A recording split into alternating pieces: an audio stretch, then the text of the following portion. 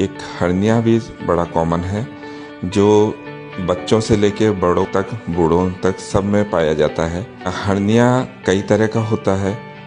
ज़्यादातर जो सबसे ज़्यादा कॉमन हर्निया होता है वो इन्ग्वाइनल हर्निया होता है, जो अपने नीचे के पोर्शन में। अम्बिलिकल हर्निया जो टुंडी के वहाँ होता है, उससे ऊपर के सुप्राअम्बिलिकल और एपिगैस्ट्रिक हर्निया।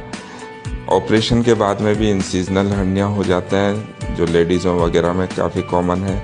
लंबर हर्निया, इस तरह से कई सारी वैरायटीज़ लंबर हर्निया की होती है।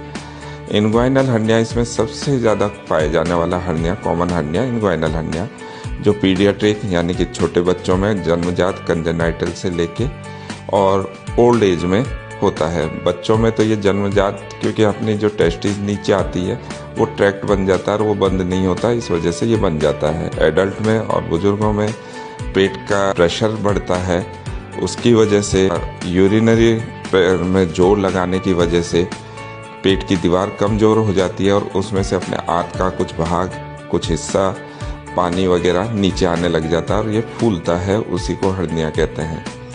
हर्निया की कोई मेडिसिन नहीं है। हर्निया का ट्रीटमेंट सर्जिकली है, यानी कि ऑपरेशन से ही ये ठीक होता है। हर्निया का ऑपरेशन जो होता है दूरबीन से और चीरे से दोनों से होता है। दूरबीन से 3 छेद करके और अंदर जाली डाली जाती है, इसी तरह से चीरे से में भी जाली ही डाली जाती है। जाली वाले में दोबारा होने के चांसेस बहुत कम होते हैं। नॉर्मल जो कई पहले पुरानी पद्धति में होता था जिसमें जाली नहीं डलती थी, उनमें रिकरेंस के या दोबारा होने के चांसेस रहते थे।